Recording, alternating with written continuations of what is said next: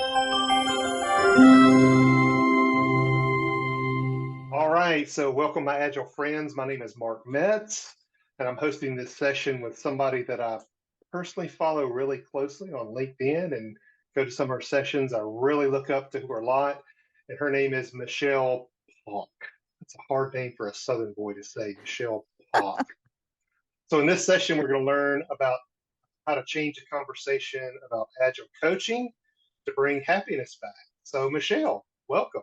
Thank you, Mark. I'm so happy to be here and happy to be talking about happiness today. It feels like things have gotten a little down in our industry over the last year, especially. There's a lot of doom and gloom out on LinkedIn. I hear people talk, nobody says exactly the agile apocalypse, but that's what it feels like some days when people are talking about, is this the end of agile? There's layoffs going on everywhere. And so I really am excited to be sharing some alternative perspectives with the audience today and exploring this topic with you. Awesome. Great. Well, want to let everybody know that there's some other sessions that are going to be going on for Agile Online 2023 that you don't want to miss.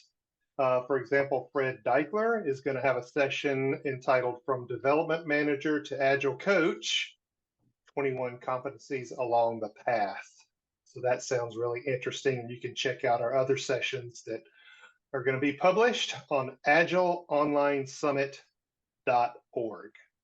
Okay, so, Michelle, you titled this session, We're Bringing Happy Back, changing the conversation about Agile coaching. So, where did happy even go?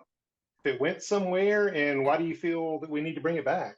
Yeah. So I'll just say, there's a couple things I've been sensing in the larger environment, and which I mentioned before. And then I had a conversation a few weeks ago with a coach who connected with me through LinkedIn, and she booked a call with me just to chat. And she said that the reason she wanted to talk to me was that I looked happy in my videos, and that seemed really unusual.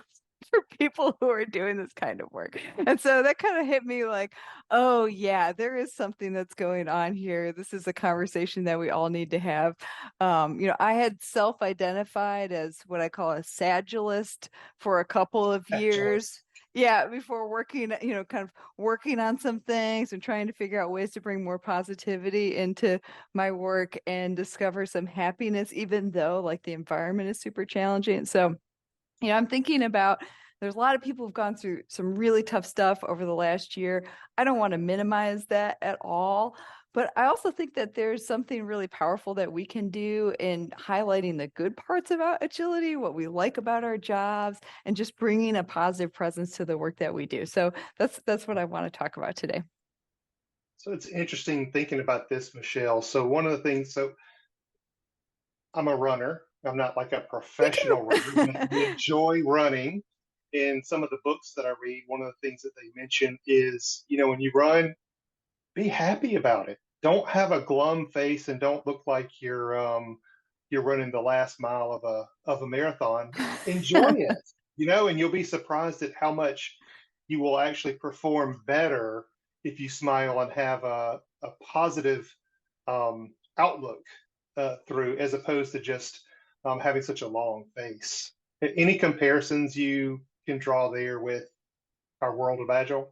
Yeah, so I'm a runner too, and I completely appreciate that analogy. It's Hmm. true. If we're going out, even if we're not having like our PR kind of day, if you're still appreciating the opportunity to get outside, to get some fresh air, the fact that your body can run, all of these things can create a better experience. So very similar to how we go about agile coaching. We can be working in some really challenging environments.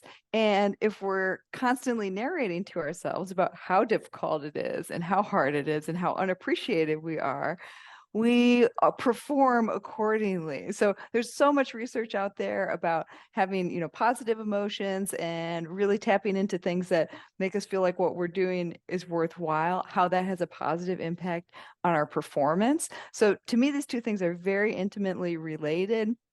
How we're thinking about going into the situation or going into our work shows up for the other people that we're with. So I think there's absolutely a correlation between what you shared about running and what I've experienced, at least about the work that we do.